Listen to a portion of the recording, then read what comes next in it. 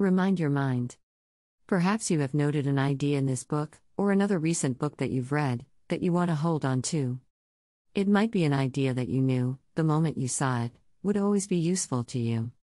You might even have underlined it for future reference. But what if the book goes on the shelf, or gets loaned to a friend, and is forevermore out of sight and out of mind? This is a very common experience, and there is a remedy: start treating self-motivational ideas as if they were songs. You can find ways to rewind these ideas so they'll play again and again until you can't get them out of your head. That's how belief systems are restructured to suit our goals. Place the thought you want to remember into the jingle track in your brain so that it can't get out. You can create a new self by learning the beliefs you want to live by, one thought at a time.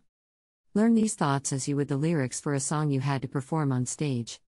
A friend of mine used to learn his parts in musicals by placing index cards with song lyrics all over his office, home, and bathroom mirror. He sometimes had them on the dashboard of his car. Why? He was making a conscious visual effort to reach the backside of his own mind. The trick is to keep this motivation going. To deliberately feed your spirit with the optimistic ideas you want to live by.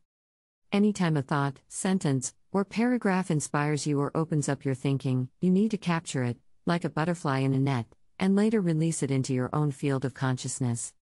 For me, discovering an exciting idea in a book or magazine is like a true peak experience. It makes the world bright and incomprehensible. I get that tingle in my spine. I get that oh, yes, feeling. Why am I this lucky? And the more I deliberately fill my mind with the words and phrases that originally stirred the peak experience, the easier it is to remember that life is good. This, writes Colin Wilson in New Pathways in Psychology, is why people who have a peak experience can go on repeating them. Because it is simply a matter of reminding yourself of something you have already seen and which you know to be real. In this sense, it is like any other recognition that suddenly dawns on you, for example. The recognition of the greatness of some composer or artist whom you had formerly found difficult or incomprehensible, or the recognition of how to solve a certain problem. Once such a recognition dawns, it is easy to re-establish contact with it, because it is there like some possession, waiting for you to return to it. During my talks on self-motivation, one of the questions I'm asked most often is, how do I keep this going? People say, I love what I've learned today, but I've often gone to seminars that got me motivated, and then a few days later I was back to my old pessimistic self, doing exactly what I used to do. If I were in the mood to be blunt, I would answer the question this way. Why, if you love what you've learned about self-motivation, would you ask me how to keep it going in your life? The person in this room best equipped to answer your question is you. So I'll ask you, how will you keep this going in your life?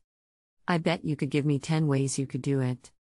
And I bet that if this were a foreign language you had to learn, you would set aside a certain amount of time each day to review it, to read it out loud, and to make certain you learned it. I bet you'd buy tapes or CDs for your car and even arrange small study groups. So the real question is this: is mastering the art of motivation as important as learning another language? Even a single phrase, placed prominently in a home or office, can have a huge impact on your life. In Arnold Schwarzenegger's childhood home in a poor town in Austria, his father framed and hung the simple words, "Joy through strength." It's not hard to see what effect that idea had on Arnold's life. Once while I was attending a Werner Erhard seminar, I had some free time during a break, so I wrote myself a letter. I put down all the ideas I wanted to remember from the seminar and I sealed them in an envelope. I took it home and a month later I mailed it to myself.